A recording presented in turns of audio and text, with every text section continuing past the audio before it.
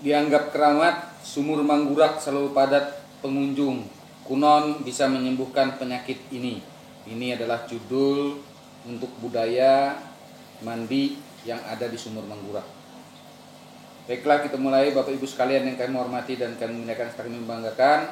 Assalamualaikum warahmatullahi wabarakatuh.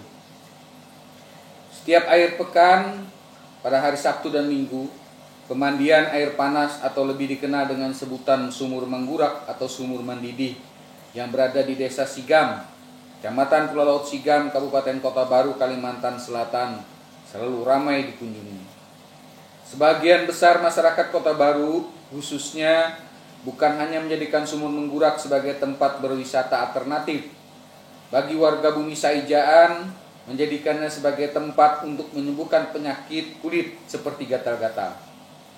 Karena Sumur Manggurak yang lokasinya berjarak lebih kurang 5 km dari pusat kota, ini diyakini ampuh menyembuhkan penyakit kulit, sehingga banyak warga yang menyebut sumur itu adalah sumur karamat. Tidak pernah kering walaupun saat musim kemarau panjang, bahkan meski disedot dengan mesin pompa. Selain itu, Sumur Manggurak ini hingga sekarang masih memiliki bau khas belerang yang sangat kuat dan hangat. Oleh pengelola sekaligus pemilik Sumur Manggurak terus dilakukan pembenahan dengan membuat kolam agar pengunjung langsung bisa berendam di air berasa hangat dan bau khas belerang tersebut, tanpa harus antri untuk mandi di sumur keramat tersebut. Wayan, pengelola sekaligus pemilik Sumur Manggurak, mengatakan pemandian Sumur Manggurak hanya buka pada hari akhir pekan, libur akhir pekan. Menurut Wayan, semenjak pemandian Sumur Manggurak dibuka, kebanyakan pengunjung yang datang mereka memiliki penyakit kulit seperti gatal-gatal yang tidak mau sembuh-sembuh. Jumlahnya tidak tahu persis, tapi kalau ratusan orang yang datang mungkin lebih. Sembuh setelah penyakit gatal-gatal tersebut sembuh setelah mandi di sini, kata Wayan. Ia juga membenarkan Sumur Manggurak yang dikelolanya diyakini warga setempat adalah sumur karamat, karena tidak sedikit mereka yang memiliki nazar yang dikabulkan. Dulu mereka bernazar, setelah nazar dikabulkan ada yang melepaskan kambing, ada juga ayam. Kalau kambing bisa mencapai belasan ekor jumlahnya, dan kebanyakan nazar mereka dikabulkan. Ya, memang semua kehendak atas Tuhan yang Maha Kuasa, katanya. Sementara itu, salah satu pengunjung, salah seorang warga Kota Baru diminta komentarnya kepadanya, mengatakan hampir setiap minggu datang ke Sumur Manggurak. Nyaman berendam karena airnya hangat di sini, katanya. Ini saja sudah berjam-jam kami berendam di Banyu Manggurak ini. Pengennya tidak mau berhenti, dia berujar.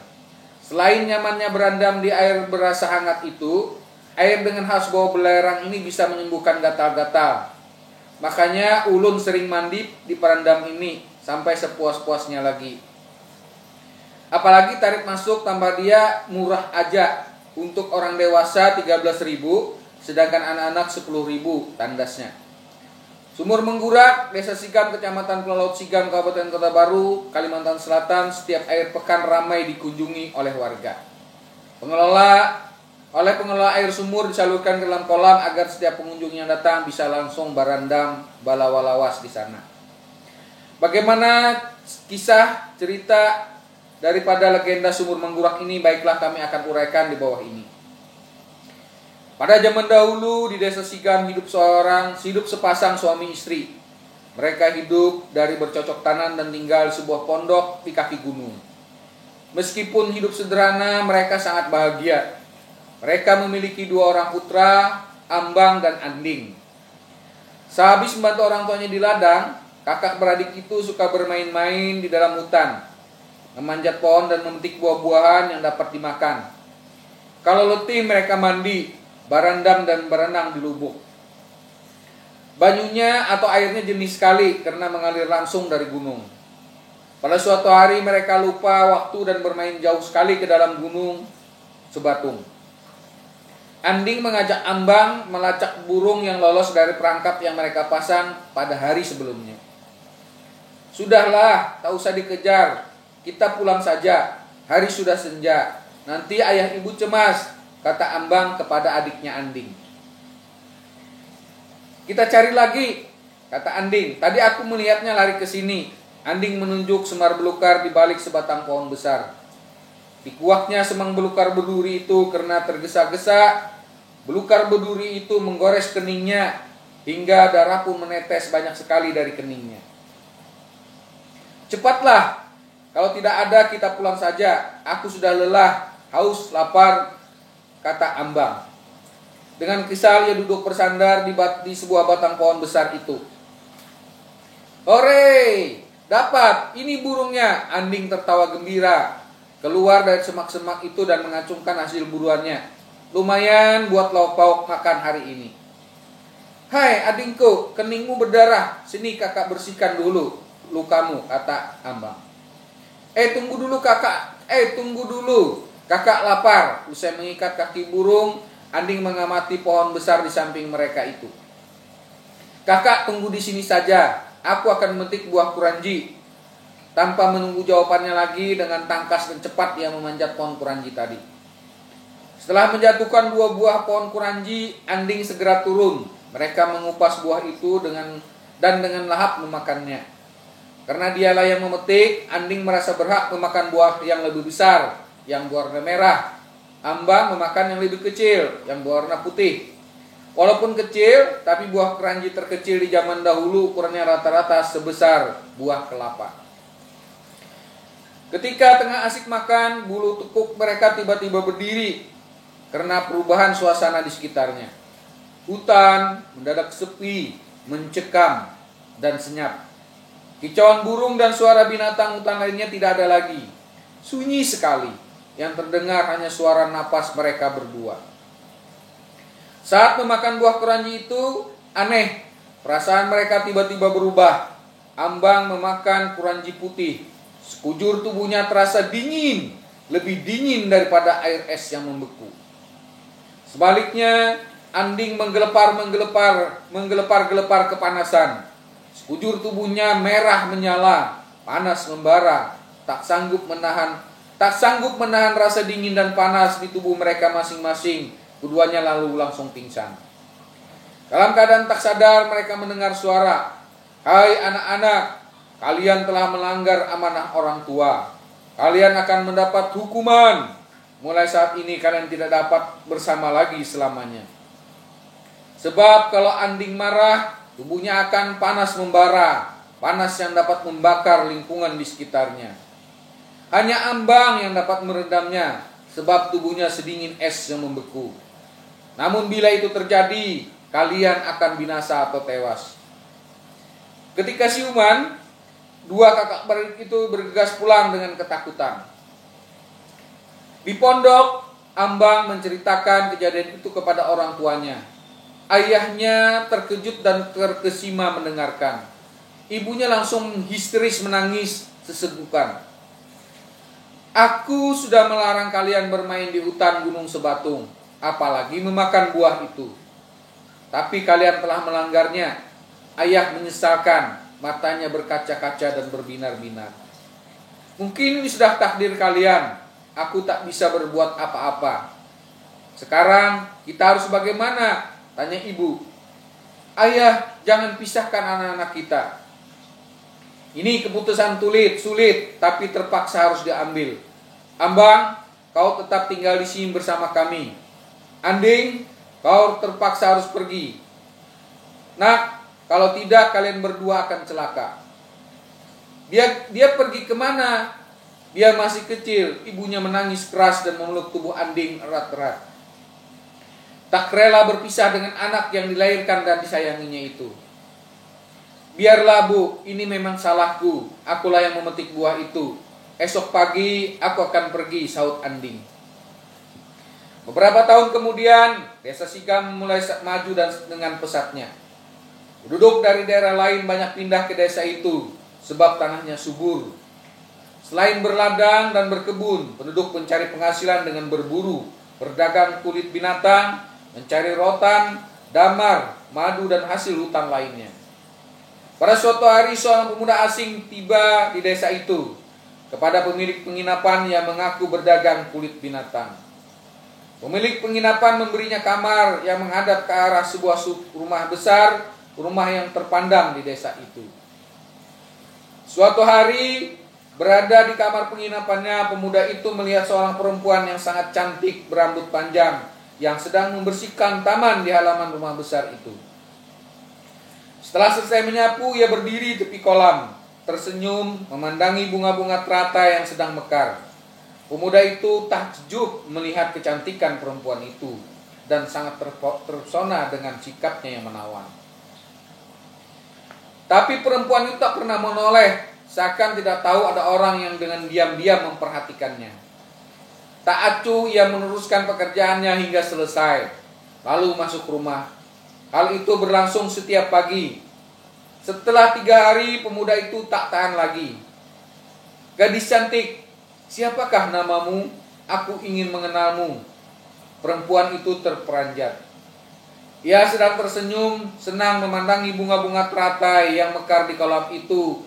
Seketika, sekonyong-konyong ada orang asing datang menyeruak dari rimbunan dedaunan. Wajahnya cukup tampan, tapi ada sesuatu yang aneh. Rambutnya tipis, sorot matanya merah menyala, seakan menyimpan bara. "Ayolah," sambung pemuda itu lagi lebih berani, sambil berjalan mengitari kolam, menghampiri wanita tadi. "Aku orang baik-baik, aku tidak bermaksud jahat, apalagi mempermainkanmu. Kalau kau mau, aku akan langsung mempersunting dan melamarmu." Tanpa menjawab sepatah kata pun, perempuan itu bergegas pergi. Pemuda itu berlari mengejarnya. Tapi pintu rumah langsung ditutup, tepat di depan matanya. Giginya gemeletukan, darahnya langsung mendidih. Ia tersinggung dan marah sekali dengan sikap wanita tadi.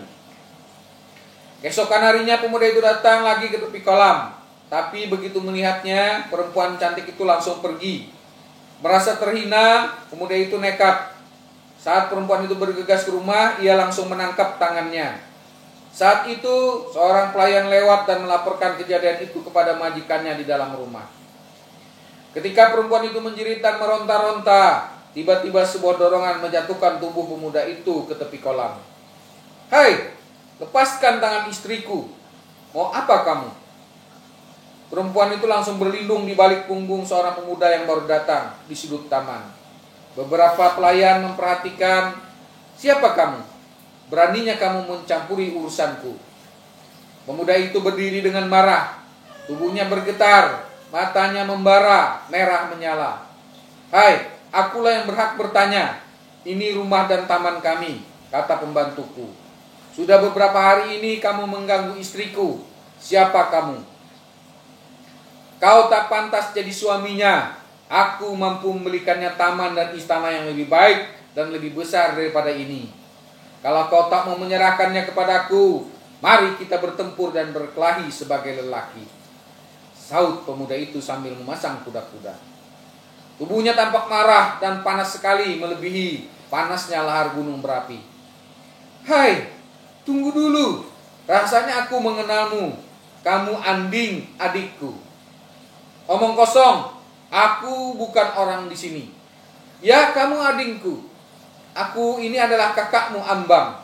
Tidak salah lagi. Kamu adikku yang pergi dulu. Aku ingat, itu ada bekas luka di keningmu yang robek pada saat kita bermain dulu. Persetan dengan bualanmu, jangan coba menggangguku." Sambil berteriak, pemuda itu melancarkan pukulan jarak jauh ke tubuh Ambang. Karena tidak siap dengan serangan meledak itu, Ambang terjengkang roboh. Istrinya menjerit ketakutan. Para pelayan lari berhamburan ke sana kemari. Di siang bolong itu tiba-tiba petir menyambar keras. Dar, langit mendadak mendung, awan hitam menggantung. Gelegar guntur dan petir sambung menyambung, lalu hujan deras pun turun dengan sangat lebatnya. Terkena siraman air hujan, tubuh pemuda asing itu berasap tebal. "Kamu harus menyerahkannya kepadaku." Dengan ganas dan beringas, pemuda itu menendangi tubuh Ambang yang lemah lunglai, terluka tak berdaya akibat tendangan jarak jauh tadi. Jangan sakiti dia. Tolonglah. Perempuan itu menangis dan menjerit-jerit, berusaha melindungi suaminya dari tendangan dan pukulan. Apapun permintaanmu akan kuturuti, tapi tolong jangan sakiti dia. Dia adalah suamiku. Tidak, aku akan membunuhnya jika dia masih hidup. Dia akan menimbulkan masalah. Pergilah kamu. Tepat ketika pemuda asing itu kembali dan akan melancarkan pukulan, perempuan itu merangkul dan mendorongnya sekuat tenaga. Keduanya tercebur ke dalam kolam. Bagaikan besi panas yang dicelupkan ke air, tubuh pemuda asing itu tiba-tiba mendesis dan mengeluarkan asap tebal. Ia berkelonjotan di dalam air menjerit-jerit kesakitan. Air kolam pun langsung mendidih, panas sekali, sepanas air yang dimasak di kuali. Air kolam mendidih itu dengan cepat meluap dan membanjiri desa. Melihat adik dan istrinya tenggelam di kolam yang mendidih, Ambang terjun ke dalamnya, berusaha menolong mereka. Tapi dia hanya mampu menyelamatkan istrinya. Diseretnya tubuh istrinya, mendorongnya ke atas kolam, dan memintanya segera lari ke atas bukit.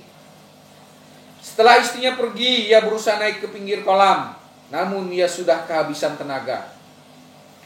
Akibat luka parah dalam yang dideritanya, Ambang pun tak mampu lagi bergerak. Dengan rasa sesal mendalam, dirangkulnya tubuh Anding, adiknya perlahan-lahan. Kedua tubuh pemuda itu mengambang dan tenggelam ke dasar kolam. Ajaib, dengan berlalunya waktu, air kolam itu berkurang panasnya menjadi hangat-hangat kuku. Seakan menangisi kejadian itu, hujan deras pun turun selama 3 hari 3 malam, yang disertai dengan angin kencang dan banjir bandang yang melontor seluruh desa itu. Tanah di lereng bukit longsor, pohon-pohon tumbang, sebagian rumah penduduk hancur dan hanyut terseret arus banjir besar tadi. Punon yang tersisa dari kolam itu kemudian hanya sebuah sumur. Masyarakat menyebutnya sumur menggurak atau sumur mendidih. Di hari libur, banyak orang yang datang untuk berandam dan mandi di situ. Airnya dianggap berkhasiat, menyembuhkan berbagai penyakit kulit. Demikian tentang asal mula kejadian sumur menggurak. Mudah-mudahan budaya sumur menggurak ini menjadikan kita selalu ingat akan keajaiban Tuhan dan Allah semata. Demikian yang dapat kami sampaikan, dan ini ada gambaran bagaimana kondisi sumur menggurak sekarang.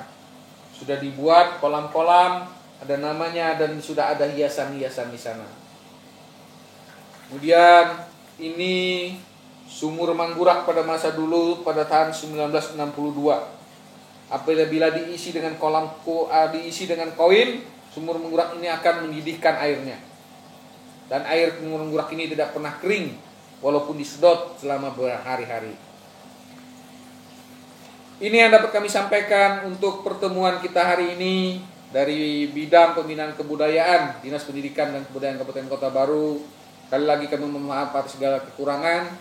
Mudah-mudahan Allah memberikan kita yang terbaik untuk kehidupan kita ini. Kami akhiri dengan ucapan billahi taufiq wal hidayah. Assalamualaikum warahmatullahi wabarakatuh.